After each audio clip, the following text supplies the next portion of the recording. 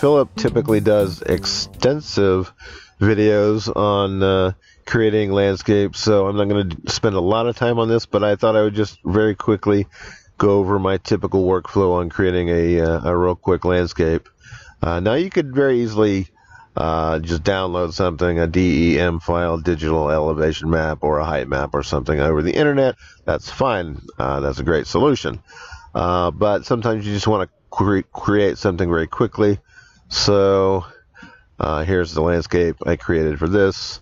There's no rule that says you have to use plasma noise, but it's a good starting place, so I'll go ahead and use it. Select plasma noise. I'll just use basically the default values. Turn on seamless, by the way. You want to create this seamless plasma noise.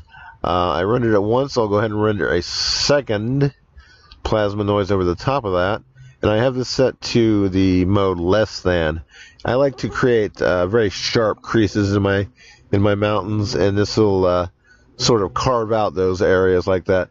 And since the previous one was scale 7, I'll set this one to scale 8. And you can see big areas of this larger texture carved into these areas of this smaller plasma texture. And that's a nice way to break up the monotony of just plasma noise by itself. I'll go to the image and expand dynamic range. That makes it a little bit brighter. And one other thing I like to do is to adjust the curves, just to make it a little more sharp or peaked. And we're getting pretty close to done with the elevation there. Of course, you can go into 3D Designer and do all that stuff Philip talks about, creating erosion and sediment, all that stuff. I'll leave that to his videos. I'm not going to talk about that necessarily. But I want to create a texture for this, so I might yet do that. So I'll store a copy. Trying to keep this video to 10 minutes, so let's just do this very quickly. I went to the spare swap image. I'll put some plasma noise here. Click OK. I want to color this, say yellowish color, orangish color. So I'll go to the color, click this add tab, and just go ahead and do that. Hit OK.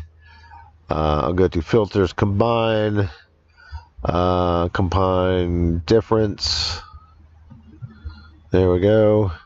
Another thing I like to do here is displace. Pool displace works pretty good. We can fade that last action a bit if we want to. Another thing that's great for this is normal displace, and displace that out quite a bit. Hit OK. Might want to fade that also. Okay, so there's our color map, and go back to the main image. That's our height map. I did say I would use 3D Designer if I get a chance, so let's do that real quick. 3D Designer, as Philip pointed out, you can see the swap image here and see what that looks like. It looks fine. Let me go back to that for a second. I want to store a copy of that.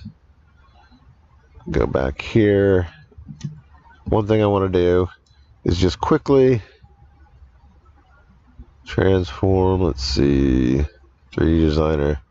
I want to quickly create some erosion here. Just going to leave the default settings, I guess would be fine for now. I'm going to store a copy of that, store erosion. While I'm here, I might as well go ahead and create my own, no, I'm going to not mess with that. Create my own texture very quickly. No one says you have to use these default colors, but I'll go ahead and use them for here.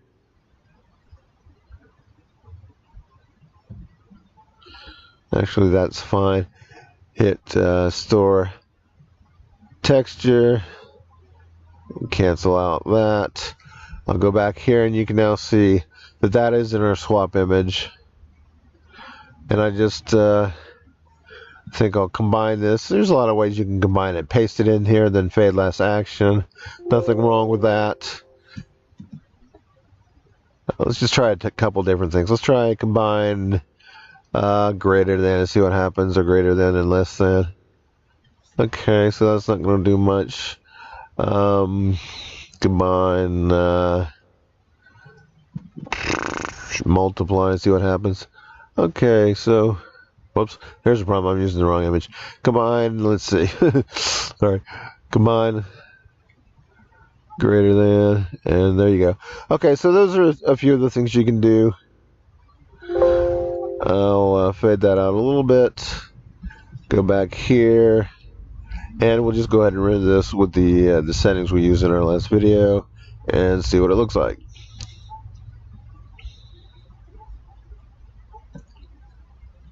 Alright, so there you go. You can see that creating a texture that way can greatly change the way your image looks.